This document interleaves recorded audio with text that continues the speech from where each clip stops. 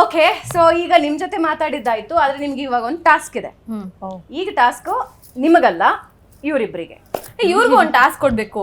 ಇವ್ರನ್ನ ಕೇಳಿ ಫಸ್ಟ್ ಹೇಳ್ತಾರೆ ಶೂಟ್ ಮಾಡ್ಬೇಕಲ್ಲ ಆಮೇಲೆ.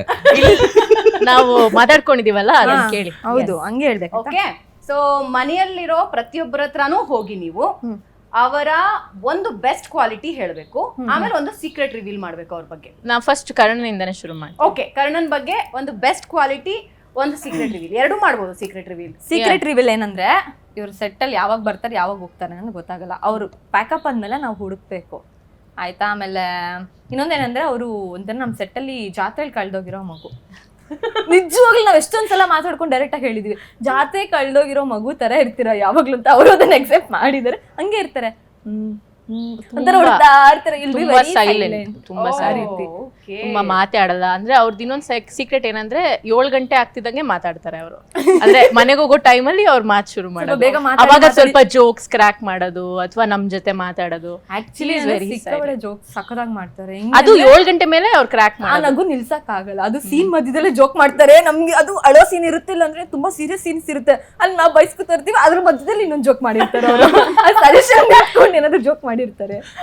ಬಟ್ ಅವ್ರ ಕರ್ಣ ಪಾತ್ರ ಮಾಡಂಗ ಆಗಿದಾರೋ ಅಥವಾ ನಂಗೆ ಗೊತ್ತಿಲ್ಲ. I never met Kiran Raj before. Is very decent, humble, ಮತ್ತೆ ತುಂಬಾ supportive actor to act with. And ಅವರು ಎಮೋಟ್ ಮಾಡೋದನ್ನ ಅವ್ರು ಎಮೋಟ್ ಮಾಡಿದ್ರೆ ನಾವು ರಿಯಾಕ್ಟ್ ಮಾಡೋಕ್ಕಾಗೋದು.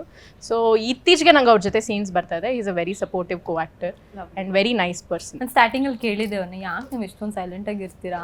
ಒಂದು ಸೀನ್ಸ್ ಅಲ್ಲಿ ಸೀನ್ ಪೇಪರ್ ಏನಿದೆ, ನೀವು ಓದ್ಕೊಳ್ತಾ ಅಂದ್ರೆ ವೆರಿ ಅಂದ್ರೆ ಹುಡುಗಿರ ಹತ್ರ ಮಾತಾಡೋಕ್ಕೆ ಹೆದರ್ಕೊಳ್ತಾರೆ. ನಂಗೆ ಸ್ಟಾರ್ಟಿಂಗ್ ಹಂಗನ್ಸುತ್ತೆ, ಓಕೆ ಅವ್ರು ಹುಡುಗಿರ ಹತ್ರ ಮಾತಾಡಲ್ಲ ಅಂತ. ನಾನು ಕೇಳಿದೆ ಡೈರೆಕ್ಟಾಗಿ, ನೀವು ಯಾರ ಹತ್ರ ಮಾತಾಡಲ್ವಾ ಅಂತ. ಇಲ್ಲ, ನಾನು ಎಲ್ಲರ ಹತ್ರ ಮಾತಾಡ್ತೀನಿ, ಅದು ನಾನು ಕೊಡೋ ರೆಸ್ಪೆಕ್ಟ್ ಒಂದು. ಓಕೆ ಹೇಳಿ. ಆಮೇಲೆ ಇಂಟ್ರೋವರ್ಟಾ ನೀವು?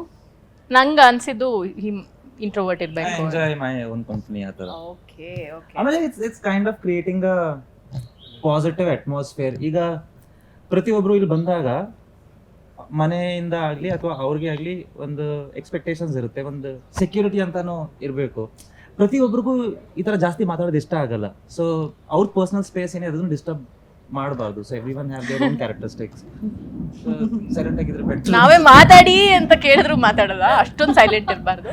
ಬಟ್ ಅದ್ ಬಿಟ್ಟು ಅವ್ರ ಸೋಷಿಯಲ್ ಸರ್ವಿಸ್ ಬಗ್ಗೆ ತುಂಬಾ ಜನಕ್ಕೆ ಗೊತ್ತಿರುತ್ತೆ. And that thing is very motivating. ನಮ್ಗೂ ಅದನ್ನೆಲ್ಲ ಮಾಡಬೇಕು ಅಂತ ಅನ್ಸುತ್ತೆ. So is a very decent gentleman. ಅಂದ್ರೆ